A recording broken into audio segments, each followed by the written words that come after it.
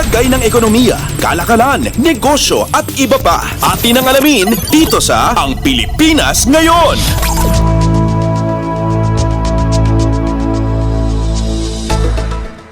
Sa ating balitang negosyo at kalakalan, plano ng Department of Agriculture o DA na ipatupad ang Suggested Retail Price o SRP sa bigas para mapanatiling abot kaya ng mga mamimili sa kabila ng patuloy na pagtaas ng presyo nito.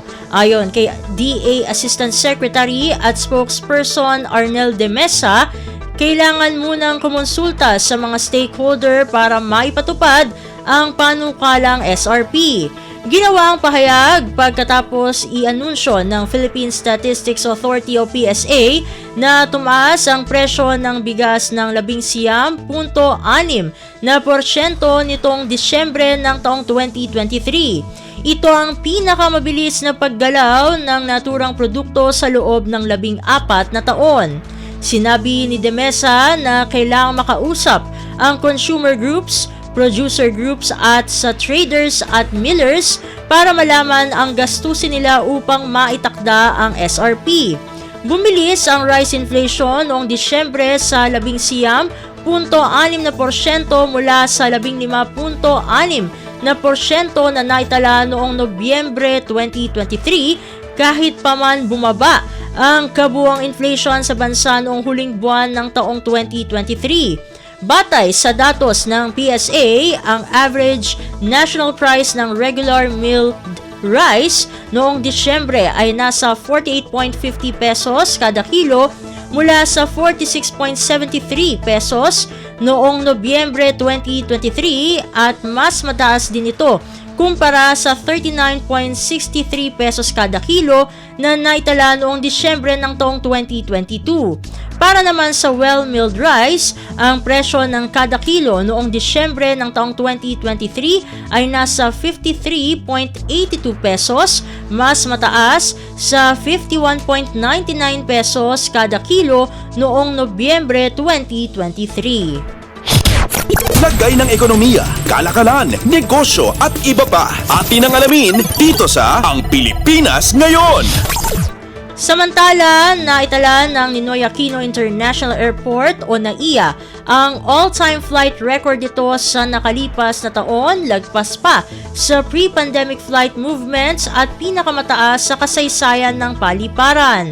Ayon sa NAIA, nakarehistro ng kabuang 279,953 na biyahe ang paliparan kabilang ang mahigit 171,000 na domestic at 108,000 international flights o katumbas ng 26% na pag-akyat mula sa 2022 at 3% na pagtaas mula sa 2029.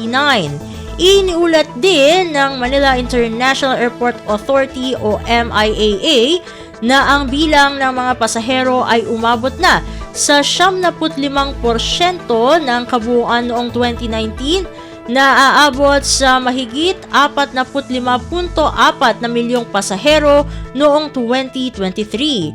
Ikinatuwa naman ni MIAA General Manager Eric Jose Ines ang matibay na paggalaw ng mga flight at binibigyang diin ang resilience ng local aviation industry at ang pagpapabuhay muli ng domestic tourism. Ayon kay Ines, may 12% pagtaas ng domestic flights kumpara sa taong 2019 at restoration ng international flight operations sa 71% na antas bago ang pandemya. Resulta ito ng pagdami ng bilang ng mga flight at pasahero ang iba't ibang hakbang na ginagawa ng MIAA para ma-manage ang surge at ang dumadaming pasahero sa paliparan. Nito lamang Disyembre ng taong 2023 ay naitala ng MIAA ang pinakamaraming biyahe sa NAIA, samantala noong Hulyo naman ang may pinakamaraming pasahero. Lagay ng ekonomiya, kalakalan, negosyo at iba pa. Atin ang alamin dito sa Ang Pilipinas Ngayon.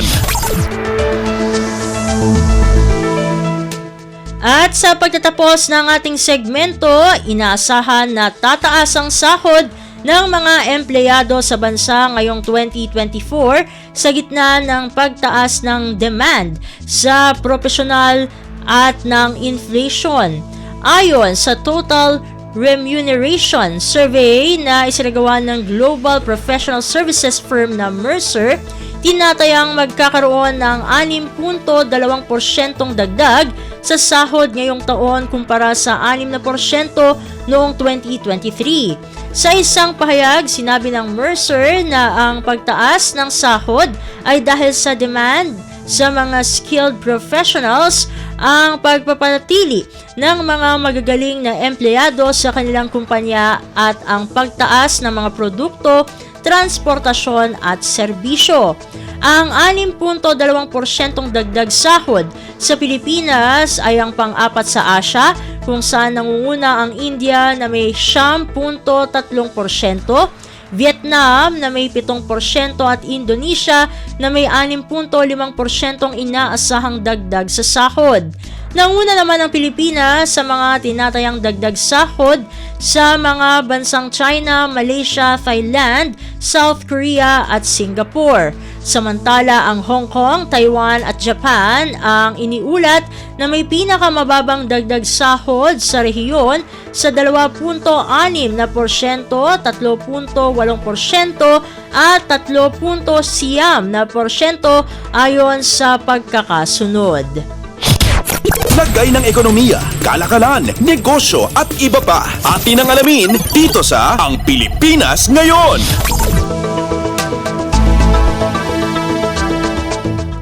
Inyong napakinggan ang ating segmentong Balitang Negosyo at Kalakalan.